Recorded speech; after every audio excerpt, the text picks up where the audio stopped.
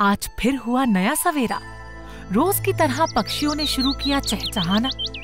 पर मैं आज क्यों इतनी जल्दी उठ गई, जब अब मुझे कहीं नहीं है जाना। पूरी जिंदगी भागती रही, पर आज मानो रिटायरमेंट के साथ थम सा गया है जमाना।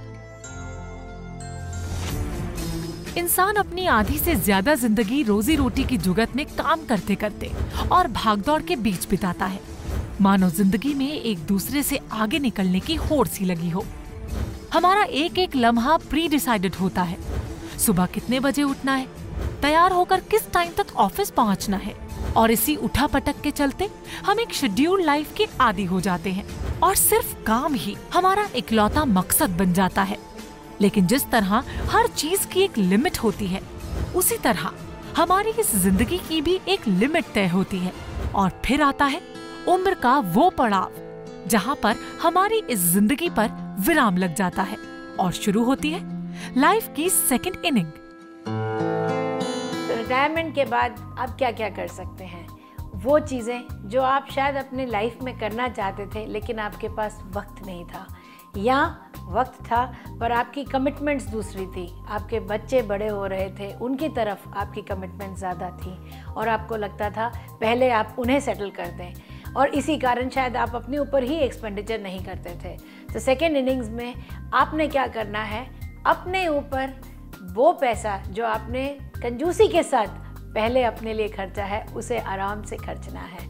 विच मीन्स अगर आप कहीं ट्रैवल करना चाहते हैं, go out, enjoy, have fun. आपको भी तो ज़िंदगी जीने का हक है। Life is full of fun and you can make it more fun by enjoying yourself. अक्सर लोग रिटायरमेंट को एक फुल स्टॉप की तरह देखते हैं। उन्हें लगता है कि रिटायरमेंट के बाद इंसान की जिंदगी में करने के लिए कुछ बाकी रह ही नहीं गया। जो कुछ भी करना था वो रिटायरमेंट के पहले ही काम करते हुए उन्होंने कर लिया है।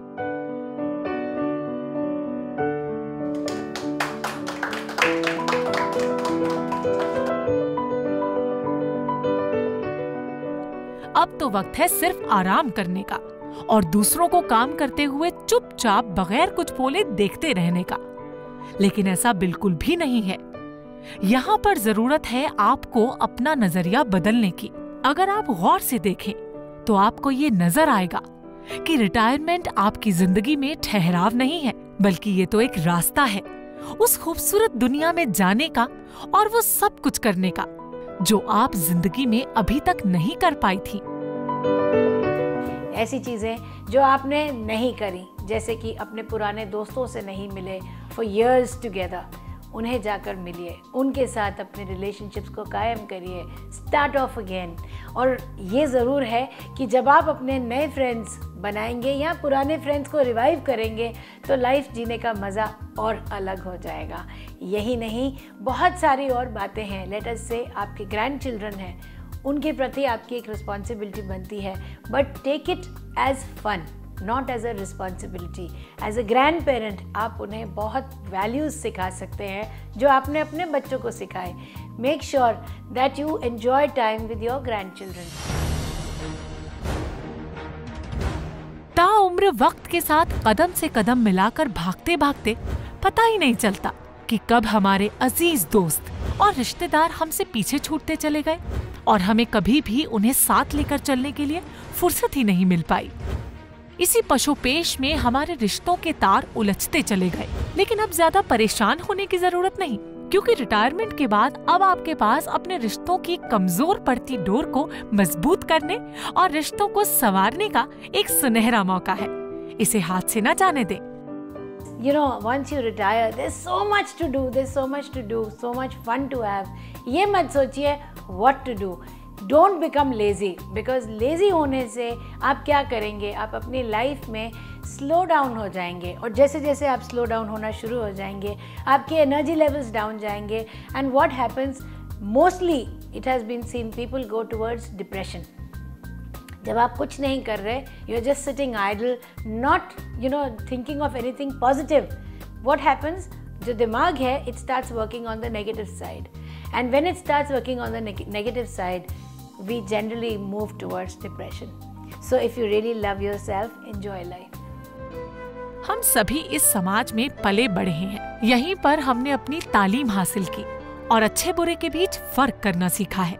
इसी सोसाइटी ने हमारे परिवार, हमारे रिश्तों को मुकम्मल बनाया है। रहने के लिए छत से लेकर रोटी, कपड़ा और फक्र से जीने के लिए सम्मान दिया है। यानी हमने हमेशा इस सोसाइटी से कुछ न कुछ लिया जरूर है, कभी कुछ दिया नहीं। लेकिन आप फिक्र न करें, अब वक्त आ गया है कि आप अपने हुनर, अपने तजुर्बे का इस्तेमाल करते हुए इस समाज की सेवा करें। आपने लाइफ में बहुत कुछ लिया है, अब कुछ टाइम आपको देने के लिए भी निकालना है। What do I mean by that? आपकी कुछ सोशल रिस्पॉन्सिबिलिटीज़ हैं। Make sure that you give back to the society. क्यों? क्योंकि सोसाइटी से आपने बहुत कुछ लिया है। Help out people who need your care. Maybe help some of your own colleagues who are not getting the love and affection of their own children. ऐसे लोग जिनको कोई भी नहीं है देखने के लिए, उनके प्रति आपकी एक रिस्पॉन्सिबिलिटी बनती है। कुछ ऐसे बच्चे जिनके ऊपर कोई सहारा नहीं है, किसी का हाथ नहीं है, शायद अगर आप उन बच्चों को देखें, उनकी केयर करें, उनके एजुकेशन की, तो आप किसी एक बच्चे की लाइफ में नहीं, उसके परिवार के अंदर भी एक बहुत चेंज ला सकते हैं। तो as a grown up adult you have responsibilities. इस उम्र में अपनों का साथ और पास होने का एहसास इंसान में एक नई जान डाल देता है और जिंदगी का एक एक पल खूबसूरत लगने लगता है। अपने परिवार और रिश्तों की बगिया को फलता फूलता देखकर मन को जो सुख और सुकून मिलता है, वो किसी ऐश्वर्य, किसी स्वर्ग से कम नहीं होता। लेकिन आपके अपने आपके पास तभी रहेंगे जब आप जिंदगी के प्रति अपने नजरिए, अपनी सोच को पॉजिटिव बनाए रखेंगे। जब आप सबके साथ मिलजुल कर रहोगे, अपने रिश्तेदारों के साथ, अपने फ्रेंड्स के साथ, अपने परिवार के साथ, तो क्या होगा, आपको खुद को पीस ऑफ माइंड मिलेगा और मन की शांति आपके लिए बहुत ज़रूरी है। जितना ज़्यादा आपका मन शांत रहेगा, उतना ज़्यादा आप हेल्दी रहेंगे।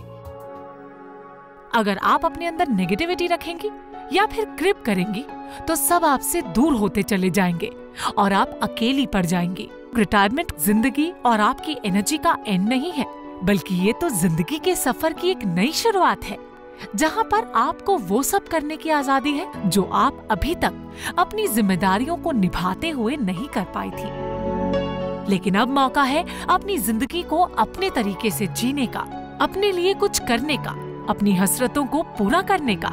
यानी अभी असली जिंदगी तो बाकी है मेरे दोस्त।